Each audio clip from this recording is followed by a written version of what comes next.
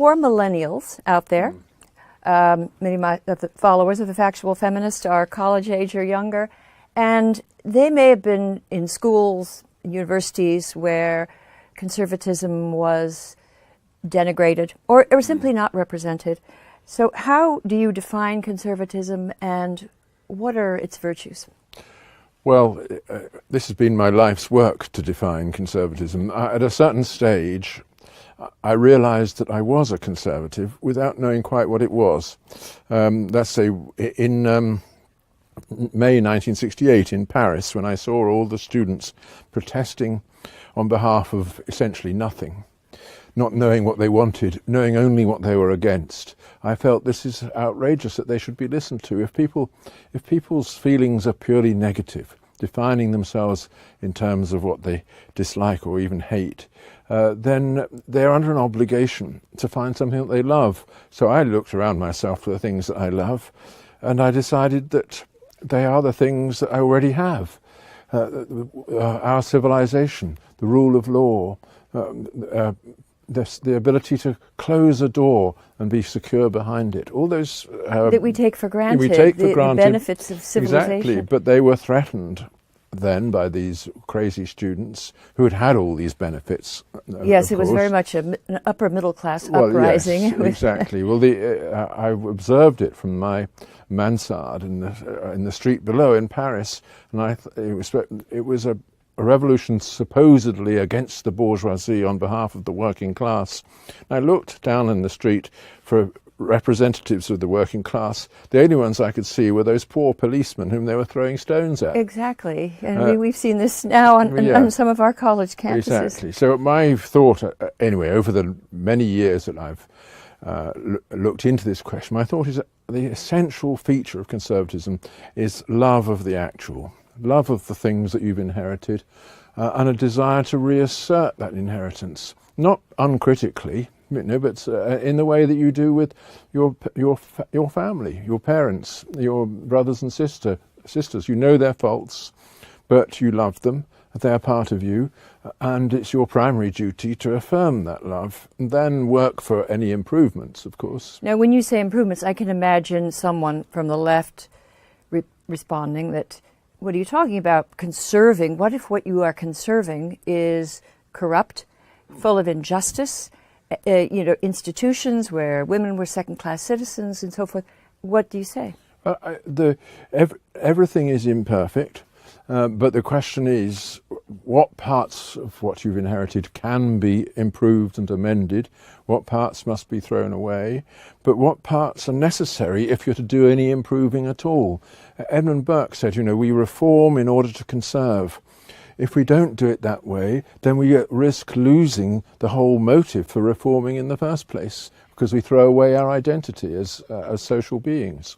And it's much easier to tear something apart than to yeah. build it. And so heedlessly, we've seen denigrations of beauty in contemporary life, and in education, where young people aren't introduced to great works of the past, or even something like the beauty of the common law. Yes. There's not an understanding of where our laws come from. I see students today that suddenly want to dispense with due process or have, they would like to change the First Amendment. No understanding of how these came into being. No, that's right. Well, I think this is where one has to steer a middle course between saying, look, this is our inheritance, accept it, or saying, get rid of all that and let's start again.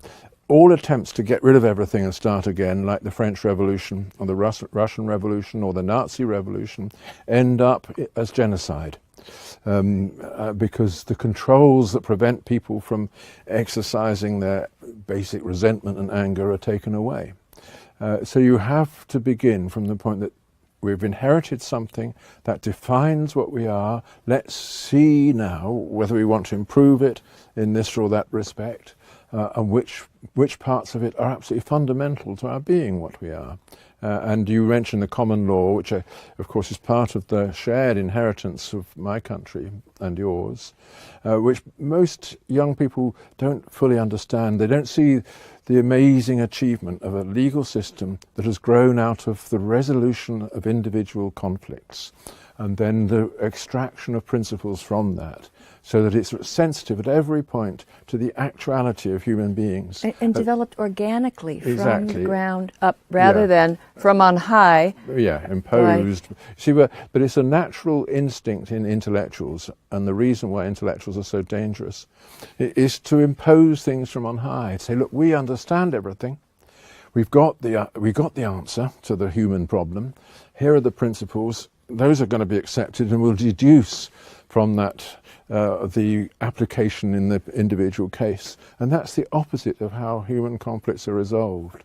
The principles are deduced from the particular case and not the other way around. Not the other way around. Mm-hmm. And you have seen this, for example, in the area of art and art history, how there was a tradition of beauty and works of genius, and younger people were taught to appreciate and younger artists to emulate. And then suddenly there were, well, it wasn't sudden, but there was a gradual move in modernity and then post-modernity, and something was lost. And you've talked about this in... Yeah, this is something that has troubled me, because I've always been interested in the arts. And for me, when I was growing up, I was, like many of my generation, I was looking for something that would represent the civilization that had almost destroyed itself in the Second World War. You know, what was so great? What is the symbol of that I would really want to hold on to? Of course, art, music, and literature became symbols for me. And then I was faced, as all my generation were faced, with the strange puzzle that at a certain stage artists themselves seem to be turning against their vocation. The vocation of art, as I see it, is to produce beautiful things through the beauty of which we understand our own predicament.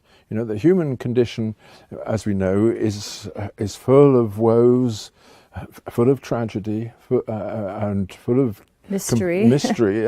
And one of the tasks of art is to reconcile us to this, to show that in the very depths of despair there is beauty which redeems us. And all the great art of the past, you know, right up to Van Gogh and Cézanne and so on, was devoted to this transcendental goal.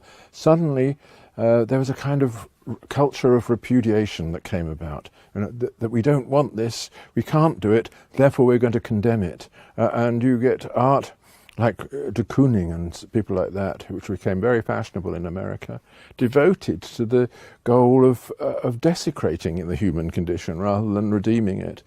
And I think that was, you know, a religious person would say that was the devil's work. But I don't want to put it quite in that way. But there is something in us which wants to destroy, as well as the other thing that wants to affirm.